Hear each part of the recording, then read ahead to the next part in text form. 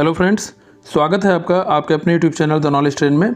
आज हम बात करने वाले हैं जियोग्राफी के मोस्ट इम्पॉर्टेंट 50 क्वेश्चंस की, जो आपके यूपीएससी पीईटी के एग्जाम के लिए बहुत ही महत्वपूर्ण होने वाले हैं। ठीक है, इसको आप लोग ध्यान से समझिएगा। आइए शुरू करते हैं। पहला प्रश्न है, निम्नलिखित में से कौन सा युग्म सुमेलित है? देश और राजधानी दिया हुआ है। ठीक है, सामने सामने उसको मिलाना है। कोसोवो, प्रिस्तीना, पोलैंड, वारसा, मोल्दोवा, चिसनाउ या फिर सभी। तो जो कोसोवो है वो प्रिस्तीना की राजधानी है, बिल्कुल सही है। पोलैंड वारसा की राजधानी है, ये भी सही है। मोल्दोवा चिसनाउ की राजधानी है, ये भी सही है। मतलब ये सभी जो हैं सुमेलित हैं। अगला प्रश्न है, निम्नलिखित में से कौन सा युग्म सुमेलित है? Velds South Africa, prairies America, pampas Argentina, pusztas Hungary या फिर सभी। तो ये सभी घास के मैदान हैं। वेल्स जो है साउथ अफ्रीका में है, बिल्कुल सही है। प्रेयरी अमेरिका, ये भी सही है। पंपाज अर्जेंटीना, ये भी सही है। पुस्ताज हंगरी, ये भी सही है। तो कुल मिला के सभी के सभी युग्म जो हैं सुमेलित हैं। अगला है, भाखड़ा बांध किस नदी पर है? इसको भाखड़ा नांगल बांध भी कहते हैं। सतलज, चिनाब, सिंधु, भागीरथी। तो जो भाखड़ा नांगल बांध है ये सतलज नदी पर है। ठीक है, किस पर? सतलज नदी पर। अगला है, टिहरी बांध किस नदी पर है? अलकनंदा, मंदाकिनी, भागीरथी या फिर यमुना। तो जो टिहरी बांध है ये भागीरथी नदी पर है। अगला है, रिहंद बांध कहाँ है? भागीरथी नदी पर उत्तराखंड में, रिहंद नदी पर उत्तर प्रदेश में, सतलज नदी पर हिमाचल प्रदेश में या फिर इनमें से कोई नहीं। तो रिहंद बांध जो है वो रिहंद नदी पर उत्तर प्रदेश में है। ठीक है, अगला है, इडुक्की बांध कहाँ है? पंबा नदी पर केरल में, पेरियार नदी पर केरल में, सतलज नदी पर हिमाचल प्रदेश में या फिर इनमें से कोई नहीं। तो इडुक्की बांध जो है वो पेरियार नदी पर केरल में है। इंपॉर्टेंट है, बहुत बार पूछा गया, याद रखिएगा। अगला है, विषुवत रेखा निम्नलिखित में से किस देश पर से नहीं गुजरती है? किरिबाती, युगांडा, सोमालिया या फिर ऑस्ट्रेलिया।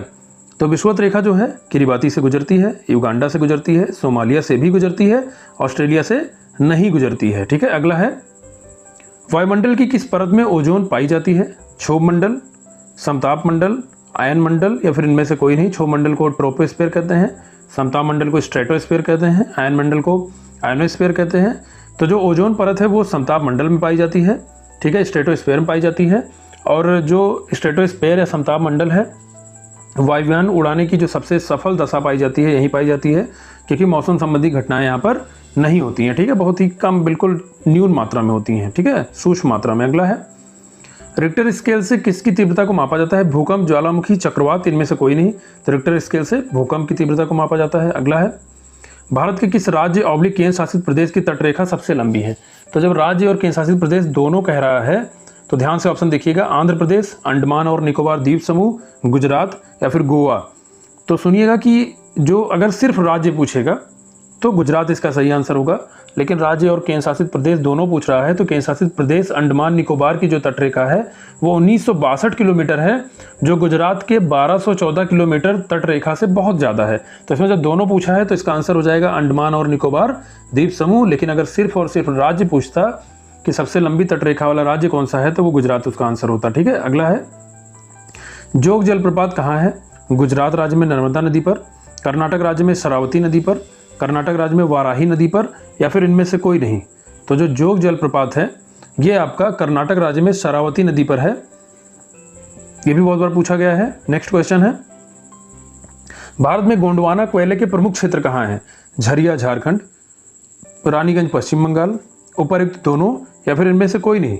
तो जो गोंडवाना कोयले के प्रमुख क्षेत्र हैं वो झरिया झारखंड में, ये भी बहुत फेमस है, रानीगंज पश्चिम बंगाल में, ये भी बहुत फेमस है। तो ये दोनों इसके जो है उपरयुक्त दोनों कोयले के लिए बहुत ही फेमस है। ठीक है, अगला है, निम्नलिखित में से कौन सा युग्म सुमेलित नहीं है? सहायक नदी दी हुई है, उसके बाद सामने मुख्य नदी दी हुई है, तो बताना है कौन सही है, कौन इसमें सुमेलित नहीं है। मंजरा या फिर मंजीरा, गोदावरी, तुंगभद्रा, कृष्णा, भवानी, कावेरी, भीम, गोदावरी। तो मंजीरा नदी जो है वो गोदावरी की सहायक नदी है, तुंगभद्रा कृष्णा की सहायक नदी है, भवानी कावेरी की सहायक नदी है, जबकि भीम जो है वो गोदावरी की सहायक नदी नहीं है। ठीक है, अगला प्रश्न है, भारत का सबसे बड़ा बॉक्साइट उत्पादक राज्य कौन सा है? उड़ीसा, गुजरात, छत्तीसगढ़ या फिर झारखंड। तो बॉक्साइट उत्पादक राज्य अगर पूछेगा तो वो हो जाएगा उड़ीसा। ठीक है, सबसे ज़्यादा बॉक्साइट का उत्पादन यही होता है। अगला है, नीलगिरी पहाड़ियों का सर्वोच्च शिखर कौन सा है? ठीक है, ये सारे इंपॉर्टेंट क्वेश्चन चल रहे हैं, ध्यान से सुनिएगा। अनाईमुडी, तोदाबेटा, कंचनजंगा या फिर महेंद्रगिरी। तो नीलगिरी पहाड़ियों का सर्वोच्च शिखर जो है वो क्या है? दोदाबेटा। ठीक है। अगला है पश्चिमी घाट का सर्वोच्च शिखर कौन सा है? ठीक है, पश्चिमी घाट पूछ रहा है। अनाईमुडी, दोदा-बेटा, कंचनजंगा या फिर महेंद्रगिरी। ठीक है, तो इसका आंसर हो जाएगा अनाईमुडी। पश्चिमी घाट का सर्वोच्च शिखर क्या है? अनाईमुडी। ठीक है। अगला है पूर्वी घाट का सर्वोच्च शिखर कौन सा है? अनाईमुडी, दोदा-बेटा, कंचनजंगा या फिर महेंद्रगिरी। पूर्वी घाट का क्या हो जाएगा? सर्वोच्च शिखर महेंद्रगिरी। ठीक है, इसको भी याद रखिएगा। अगला प्रश्न है 5 ट्रेजर्स ऑफ द स्नो किस पर्वत को कहा जाता है? अनाईमुडी, दोदा-बेटा, कंचनजंगा या फिर महेंद्रगिरी। तो 5 ट्रेजर्स ऑफ द स्नो जो है कहा जाता है वो कंचनजंगा को। ठीक है, इसको याद रखिएगा। अगला प्रश्न है भारत के किस राज्य अथवा केंद्र शासित प्रदेश में अंगामी जनजाति निवास करती है? असम, अंडमान और निकोबार द्वीप समूह, मेघालय, नागालैंड। तो जो अंगामी जनजाति है वो नागालैंड में निवास करती है। ठीक है। अगला है तांबे की प्रमुख खेतड़ी या फिर इसको खेतड़ी भी कहा जाता है। ठीक है, खेतड़ी खान कहाँ है?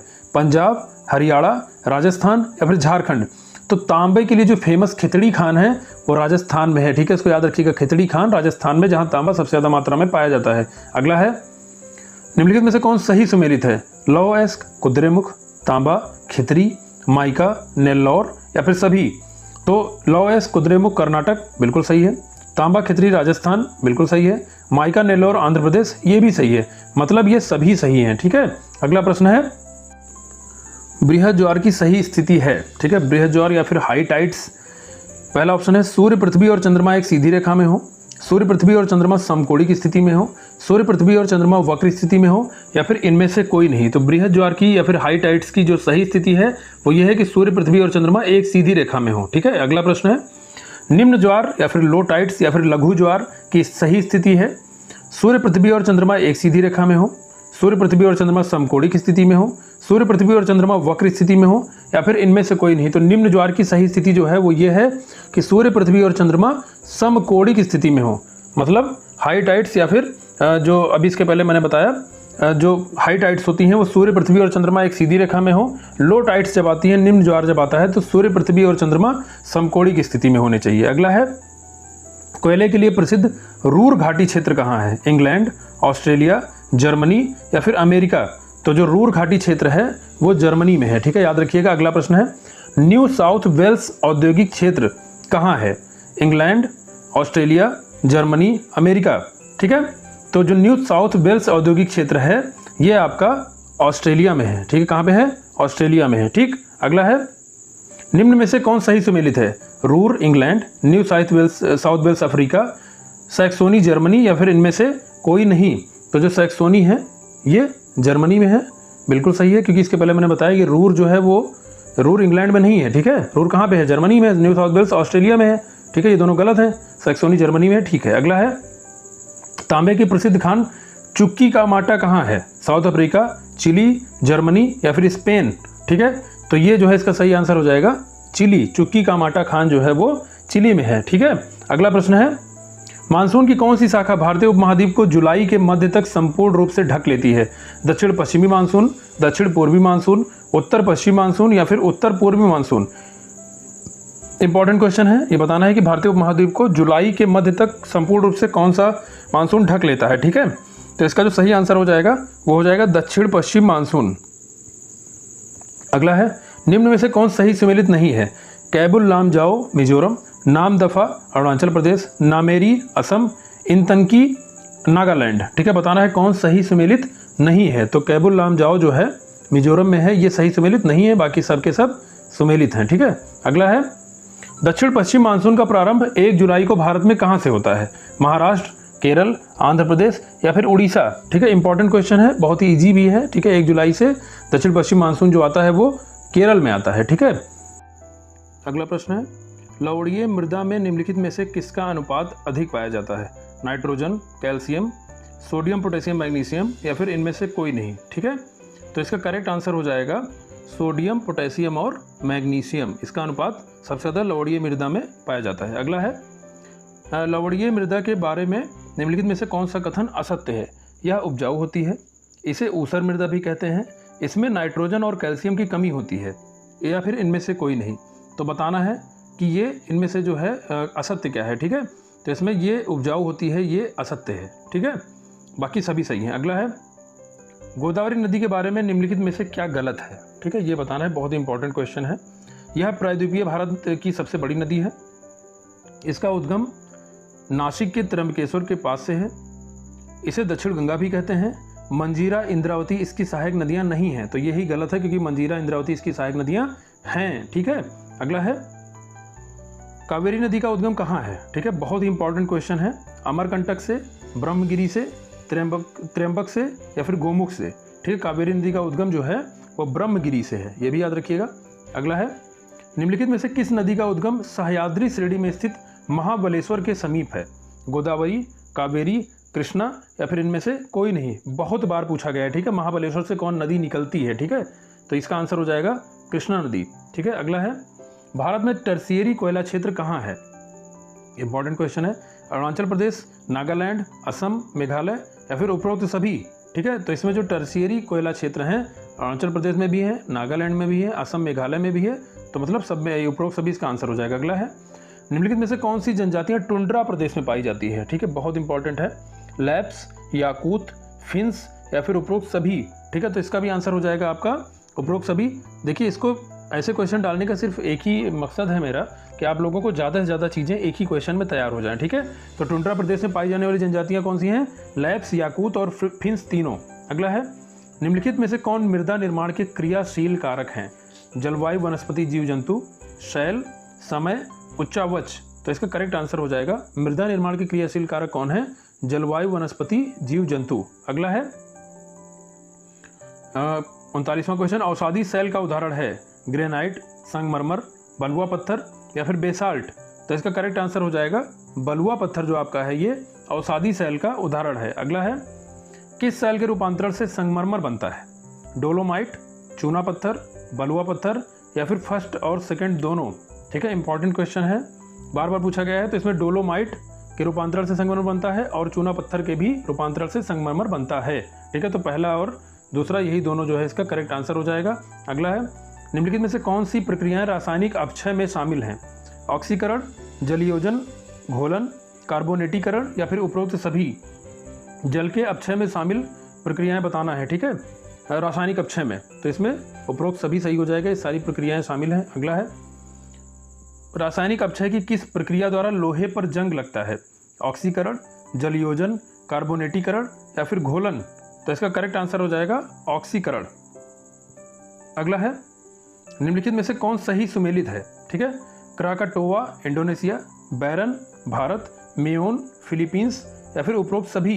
ठीक है, तो बताना है कौन सही सुमेलित है। तो ये सभी सुमेलित हैं। क्राकाटोवा इंडोनेशिया सही है, बैरन भारत सही है, मेयोन फिलीपींस सही है। ठीक है, अगला है निम्नलिखित में से कौन सही सुमेलित है? ब्लैक फॉरेस्ट, ब्लॉक या खंड पर्वत है ये, नीलगिरी अवशिष्ट पर्वत, एंडीज वलित पर्वत या फिर उपरोक्त सभी। ठीक है, तो ये सभी सही हैं क्योंकि एंडीज जो है वलित पर्वत का उदाहरण है, नीलगिरी अवशिष्ट पर्वत का उदाहरण है, ब्लैक फॉरेस्ट ब्लॉक या खंड पर्वत का उदाहरण है। ठीक है, अगला है निम्नलिखित में से कौन सा अंतर पर्वतीय पठार है? पेंटागोनिया का पठार, दक्कन का पठार, बोलीविया का पठार या फिर इनमें से कोई नहीं। तो इसका करेक्ट आंसर हो जाएगा बोलीविया का पठार। ठीक है, ये अंतरा पर्वतीय पठार है। ठीक है, अगला है विश्व का सर्वोत्तम मत्स्य ग्रहण क्षेत्र निम्नलिखित में से कौन सा है? महाद्वीपीय निमग्न तट, वितल मैदान, अंतः समुद्री गर्त या फिर महाद्वीपीय ढाल। इंपॉर्टेंट क्वेश्चन है, तो इसका आंसर हो जाएगा महाद्वीपीय निमग्न तट। तो जो मत्स्य क्षेत्र होता है उसको, इसके बारे में ये जान लीजिए कि जो जहाँ पे गर्म और ठंडी जलधाराएं आकर मिलती हैं वहाँ पे मत्स्य क्षेत्र ज़्यादा होता है। ठीक है, अगला है वायुमंडल की किस परत का घनत्व तो सबसे कम होता है? आयन मंडल, बहिर्मंडल, समताप मंडल या फिर मध्य मंडल। ठीक है, तो इंग्लिश में नाम जान लीजिए, आयनोस्फीयर, एक्सोस्फीयर, स्ट्रेटोस्फीयर या मीजोस्फीयर। तो इसका करेक्ट आंसर हो जाएगा बहिर्मंडल या फिर एक्सोस्फीयर, जहां पर घनत्व तो सबसे कम होता है। ठीक है, अगला है पृथ्वी की सतह पर सूर्यातप आता है? मोस्ट इंपॉर्टेंट क्वेश्चन है, कई बार पूछा गया है। लघु तरंगों में, दीर्घ तरंगों में, दोनों तरंगों में या फिर किसी के द्वारा नहीं। तो इसका करेक्ट आंसर हो जाएगा सूर्यातप आता है लघु तरंगों में। अगला है तापमान की सामान्य ह्रास दर क्या है? ठीक है, 1 डिग्री सेल्सियस प्रति 561 मीटर ऊपर जाने पर, 1 डिग्री सेल्सियस प्रति 165 मीटर ऊपर जाने पर, 1 डिग्री सेल्सियस प्रति 615 मीटर ऊपर जाने पर या फिर 1 डिग्री सेल्सियस प्रति 651 मीटर ऊपर जाने पर। ठीक है, इंपॉर्टेंट क्वेश्चन है, इसका करेक्ट आंसर हो जाएगा 1 डिग्री सेल्सियस प्रति 165 मीटर ऊपर जाने पर। जैसे जैसे हम 165 मीटर ऊपर जाते जाएंगे वैसे ही तापमान में 1 डिग्री सेल्सियस की कमी आती जाएगी। अगला प्रश्न है, कम जलवाष्प की मात्रा वाली वायु का दाब होता है अधिक, कम, मध्यम या फिर शून्य। तो कम जलवाष्प की मात्रा वाली वायु का दाब होता है अधिक। ठीक है, तो इस तरह से हम लोगों ने जियोग्राफी के मोस्ट इंपॉर्टेंट 50 क्वेश्चन कर लिए हैं। ठीक है, मिलते हैं अगले किसी अच्छे टॉपिक के 50 क्वेश्चन के साथ में, जिससे आपके पीटी के एग्जाम में बहुत ज़्यादा फायदा हो सके। ठीक है, तब तक के लिए धन्यवाद।